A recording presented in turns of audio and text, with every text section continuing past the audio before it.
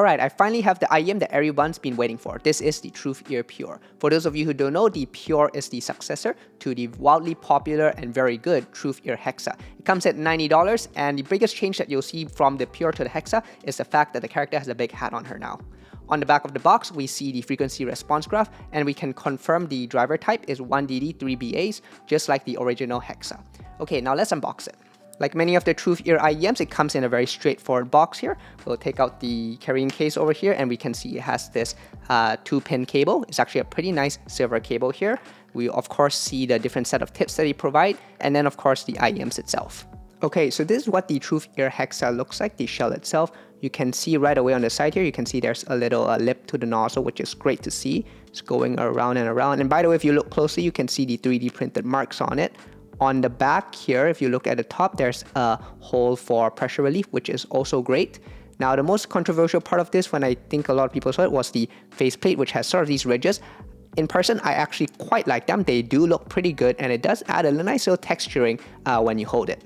Alright, let's get dimensions of this thing. We can see that the height is around 22 millimeters. The depth of the shell is around 13 millimeters. The width of the shell is around 14.5 millimeters. The diameter of the nozzle with the lip is around 6.2 millimeters. And the length of the nozzle is about 5 millimeters.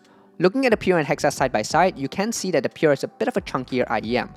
You'll also notice that the angle of the nozzle is a bit different, which would affect comfort. But honestly, I think it all comes out as a wash. Both are okay for comfort. The Pure sticks out a little bit more, while the Hexa's nozzle is a little bit wider. If you can fit one, you can fit the other. So I've had the Pure for a couple days now, and there's a long and short story here. The long story is that I will need to do a bit more testing against the Hexa.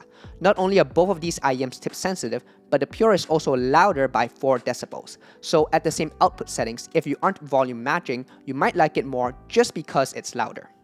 The bigger problem, at least for me though, is that despite some noticeable tuning differences, such as the Pure being a bit more cohesive in the mid-range and having a bit of a tamer treble, I don't know if I actually like it more than the Hexa. So I'm going to need to ruminate on this a little bit more just to really gather my final thoughts. That said, here's a short story, and this is the real take-home message.